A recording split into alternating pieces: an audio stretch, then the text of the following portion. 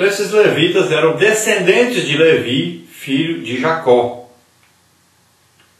Você veja aí em Números 3, de 6 a 10, que aí se acha estabelecido então as duas classes de levitas.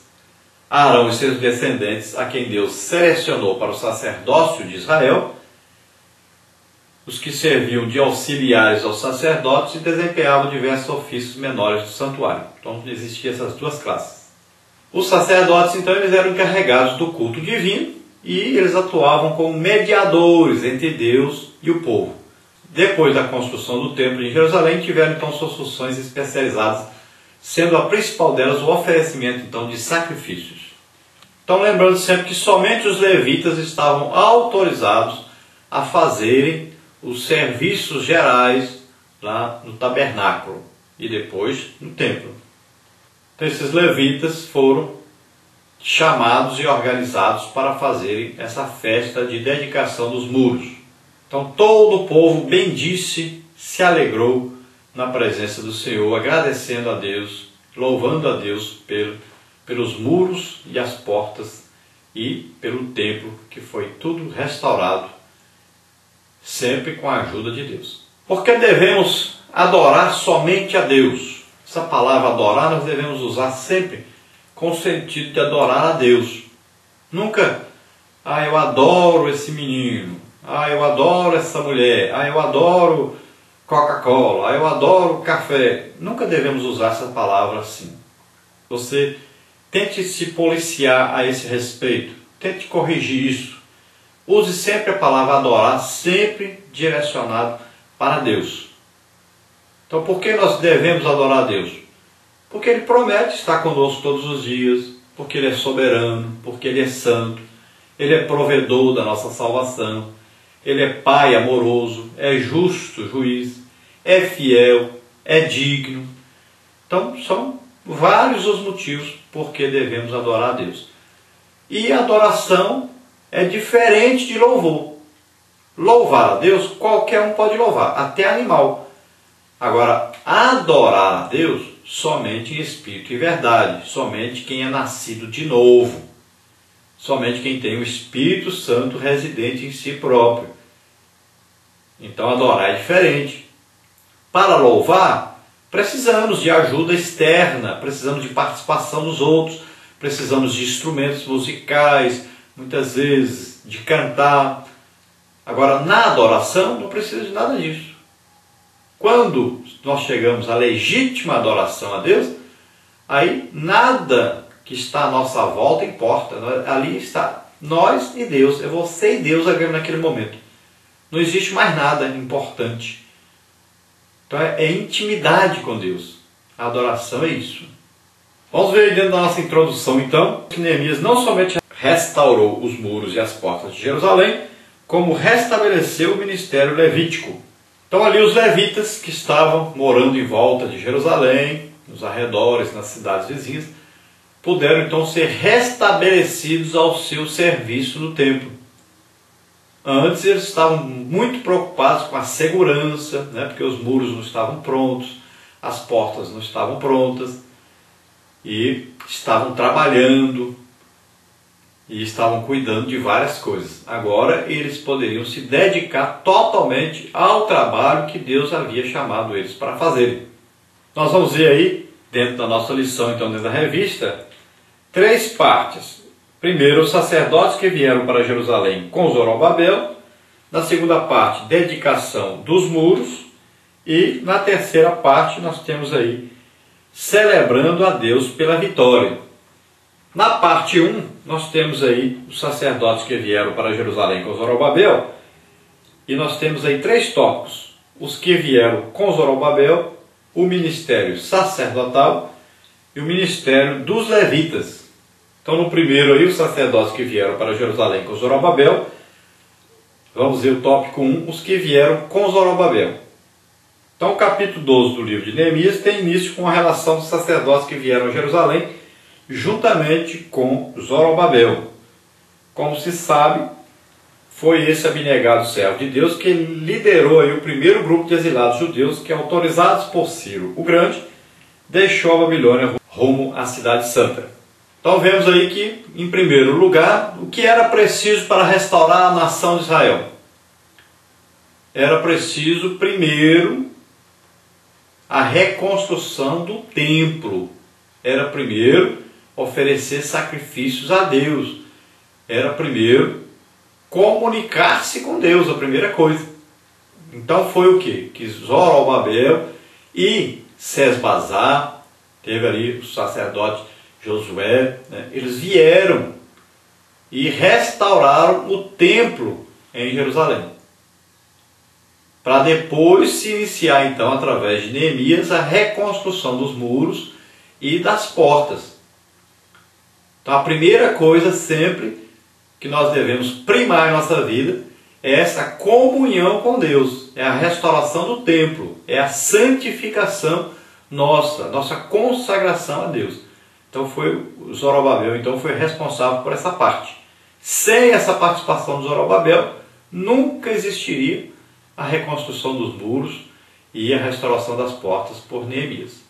Vamos ver aí número 2, o tópico 2. O ministério sacerdotal. Descendentes de Levi tinham os sacerdotes como missão representar o povo diante de Deus. Deveriam eles, portanto, ser santos e irrepreensíveis diante de Deus e dos homens. Veja bem, todo sacerdote era levita, mas nem todo levita era sacerdote. Então veja bem, dentro dos levitas existiam sacerdotes, existiam cantores, existiam os instrumentistas, né, os musicistas, existiam aqueles que acendiam ali os pavios, né, que cuidavam dos pães da proposição, dos sacrifícios em geral, ali, da organização disso. Agora, quem oferecia o sacrifício já eram os sacerdotes. Então, esse grupo de levitas era organizado em vários grupos diferentes. Já o sumo sacerdote era descendente de Arão. Era considerado um levita nesse sentido de trabalhar no templo. Mas era um descendente de Arão, que era irmão de Moisés. No tópico 3 aí, o ministério dos levitas. Somente os levitas estavam autorizados por Deus a trabalhar no tabernáculo. Eles tinham como função primordial ensinar a palavra de Deus e como se deve adorá-lo. Exímios músicos que eram, eles requeriam que o seu ministério fosse plenamente restaurado a fim de participarem do culto de dedicação dos muros de Jerusalém.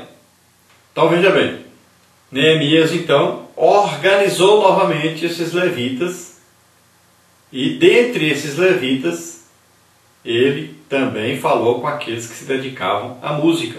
Eles eram exímios tocadores, né? Exímios musicistas e cantores. Eles só faziam isso na vida, só se dedicavam a isso. E teriam então que ser realmente provar a descendência deles, de Levi, e também se santificarem para participarem desse serviço.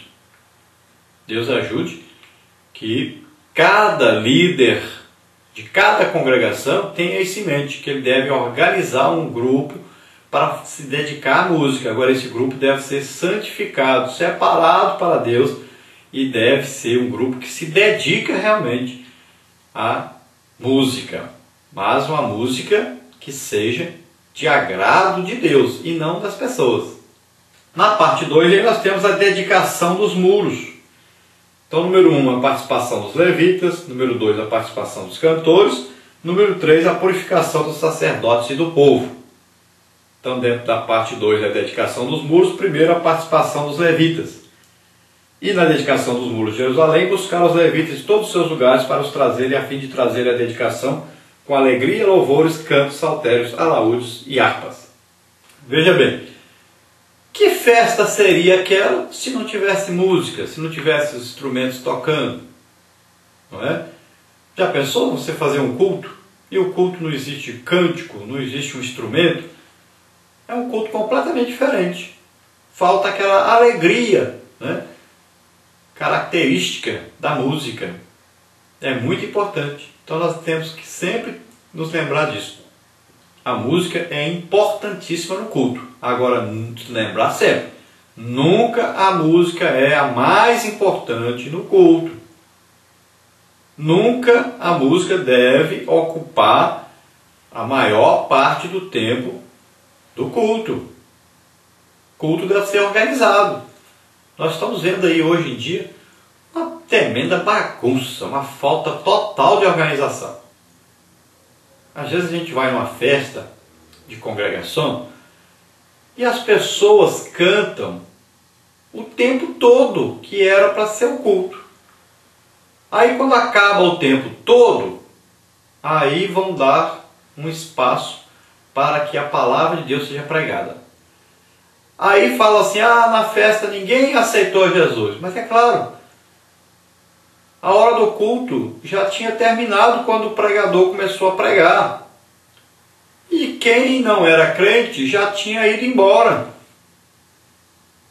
E aqueles que foram para o culto estavam em condições ruins, estavam em pecado, também já foram embora. Então, o culto foi mal organizado. Se nós vamos fazer uma festa, aí nós convidamos uma banda de fora para tocar. E temos a nossa própria que vai tocar também. Convidamos um coral de fora, mas nós temos o nosso coral para cantar também.